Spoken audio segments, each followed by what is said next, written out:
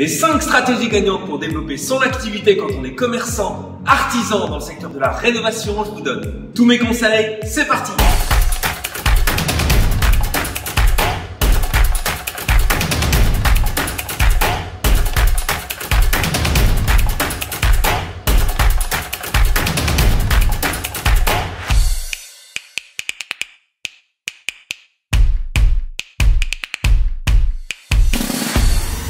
Bonjour à tous, soyez les bienvenus, je m'appelle Fred Jandin, j'ai la chance de diriger mon agence de conseil pour tous les dirigeants dans la grande famille du bâtiment, de la construction, de l'habitat que nous accompagnons dans toute la France.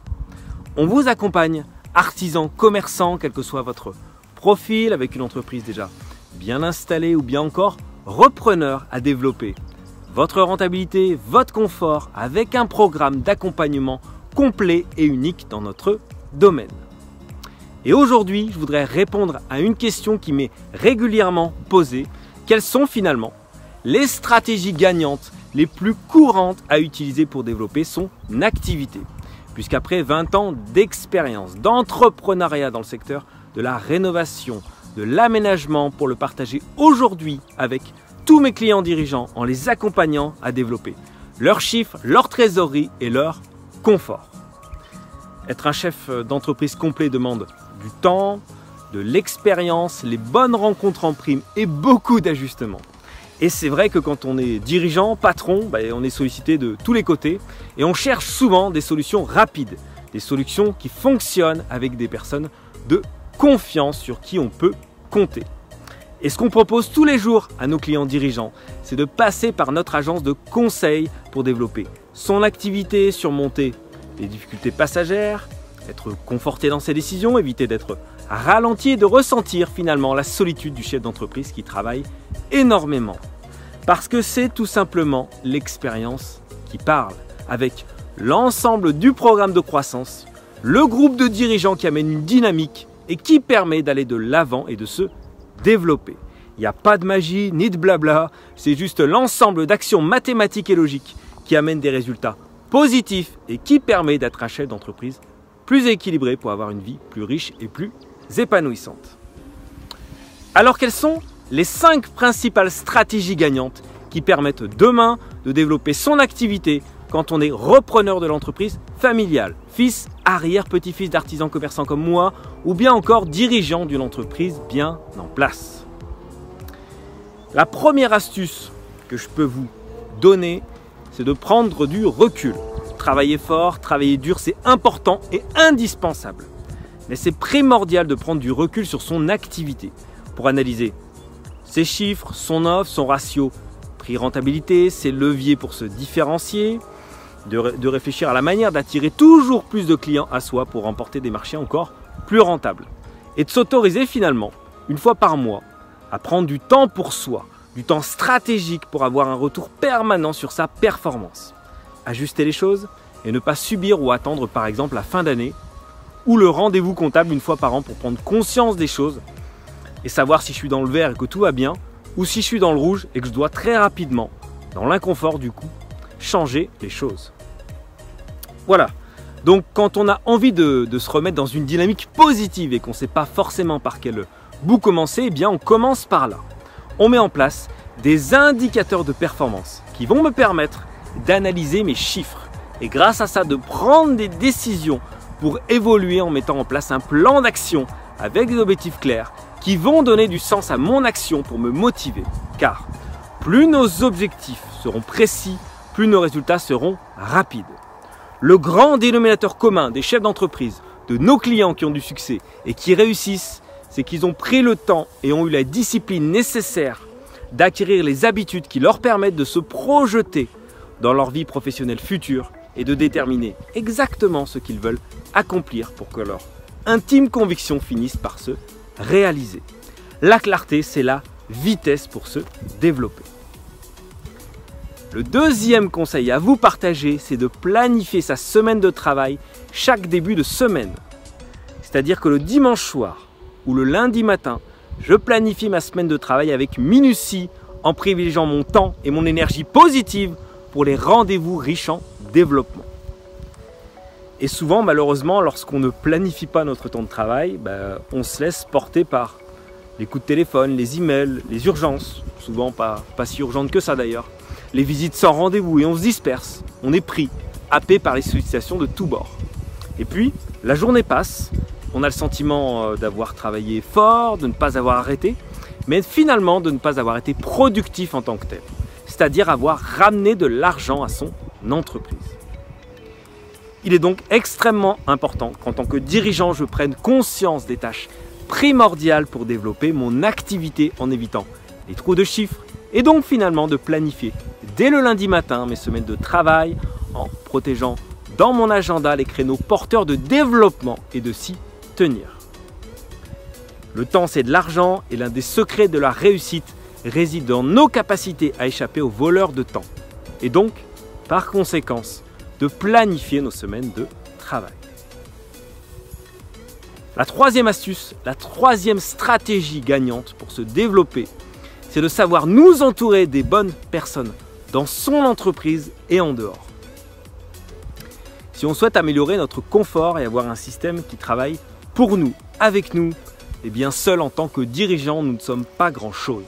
Il est donc extrêmement important de savoir s'entourer des bons partenaires, car la qualité de notre équipe va déterminer la qualité de nos résultats. Et même si on a tous cette appréhension positive de se tromper lors de l'embauche d'un nouveau collaborateur, dans l'intégration d'un nouveau partenaire, d'un nouveau sous-traitant, un bon réseau interne et externe guérit et puis répare nos activités. Et notre succès dépend directement de notre capacité à savoir s'entourer des bons partenaires de résultats, de savoir déléguer pour se structurer grâce à un management de qualité, d'avoir un réseau inspirant autour de nous qui nous donne des idées, des contacts, qui nous portent vers l'avant. Parce que finalement, nous sommes la moyenne des personnes que nous fréquentons le plus en termes de résultats. Et c'est donc important de savoir s'entourer des bons partenaires dans son entreprise et en dehors, d'avoir un réseau inspirant pour nous développer et améliorer notre confort. Le quatrième conseil à vous partager, c'est de communiquer, de rendre visibles nos entreprises pour attirer des contacts en permanence. La communication, c'est l'essence de nos activités. Sans ça, c'est comme si on ne met plus d'essence dans notre moteur. Notre entreprise, elle ne peut pas avancer.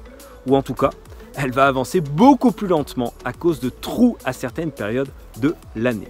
Il est donc important de construire une stratégie de com à l'année, que nous ayons d'ailleurs du travail sur plusieurs mois, que le bouche à oreille fonctionne, que nous ayons des partenaires depuis plusieurs années, des marchés en tant que sous-traitants. Cela ne doit jamais nous amener à arrêter de communiquer, car on ne sait jamais de quoi demain sera fait, pour pouvoir se protéger des trous à venir et par conséquent de préserver sa trésorerie et nous apporter finalement une sécurité.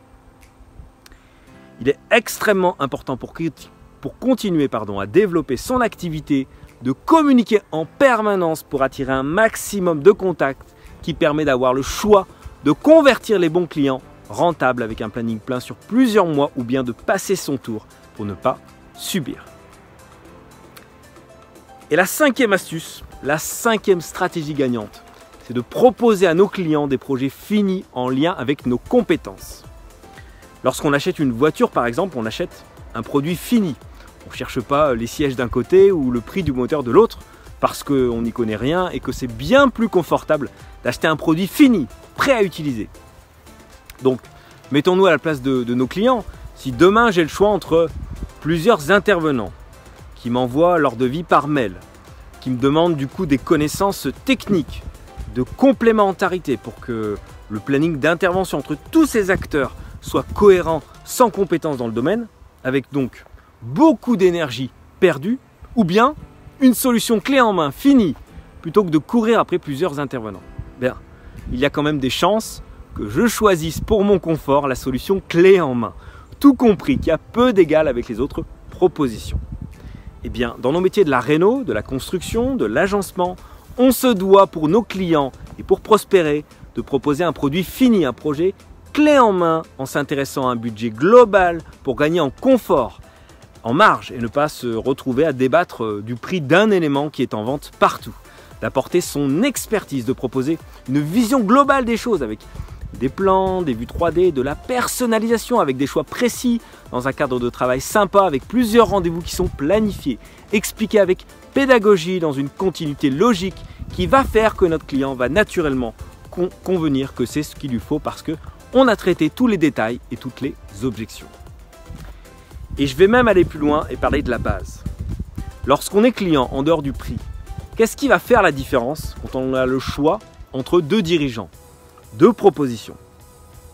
La vente est avant tout un acte émotionnel. On achète la façon de communiquer, on achète le savoir-être, la posture, on achète quelqu'un qui nous comprend et qui nous ressemble. On achète une personne avant le reste. Et le dirigeant, force de vente numéro 1 de sa boîte, est plus important que son produit. Et à partir du moment où on a créé une belle relation avec nos contacts, qu'on a créé un capital confiance, qu'on a montré notre expertise, que de plus l'environnement est bon par rapport à notre marque, au showroom, aux véhicules de société, à la bonne image de notre bureau, de notre coin choix, avec un lieu d'accueil agréable où nos clients s'y sentent bien, valorisés dans un contexte favorable à l'échange, avec de la méthodologie dans l'accueil, la découverte, la présentation, la conclusion, avec un logiciel de présentation qui va me permettre de transmettre les éléments techniques préparatoires rapidement. Et c'est tout ça qui permet de faire des choix précis avec nos clients et de gagner en confort pour la suite. Parce que tout est verrouillé, de ne pas perdre du temps à revenir le moment venu sur les choix d'un projet dont on ne se souvient plus trop, ou bien d'être obligé de faire des réunions pour combler ses manques. Et donc finalement, de créer des différences énormes par rapport à nos confrères, parce qu'on a proposé une vision d'ensemble, un projet fini, un projet clé en main, avec une véritable réflexion de fond sur l'harmonie des choix, de l'agencement, du technique, un véritable parti pris avec du caractère qui va créer des différences incomparables par rapport à nos confrères pour remporter ces marchés. Aujourd'hui, je suis certain que dans votre activité, dans votre secteur, il y a des dirigeants qui appliquent ce système, qui ont des clients en abondance avec un planning plein et ont le luxe de décider de leurs tarifs, de leurs clients. Et croyez-moi, ils ne sont pas plus intelligents que vous. Et ça peut aller très très vite pour vous si vous y croyez, car on a tous cette capacité à aller de l'avant, à proposer de nouvelles choses, et vous verrez que c'est souvent super simple. Car plus c'est simple, plus c'est efficace. Et ce qu'on propose tous les jours à nos clients dirigeants, c'est d'aller de l'avant facilement. C'est de s'autoriser à mettre en place un plan d'action pour exploser ses résultats et avoir une vie plus riche et plus épanouissante. De revoir la pertinence de l'offre pour développer ses marges, de travailler le process de vente, les discours pour convaincre et remporter des marchés toujours plus rentables face à ses concurrents. Développer son chiffre, sa trésorerie pour améliorer son confort tout en déléguant, de mettre en place un plan de com pour attirer des contacts en permanence, d'avoir une organisation optimale qui travaille pour moi et qui réduit mes heures de travail. D'être accompagné mais plus jamais seul face à ses choix, face à une clientèle de plus en plus exigeante.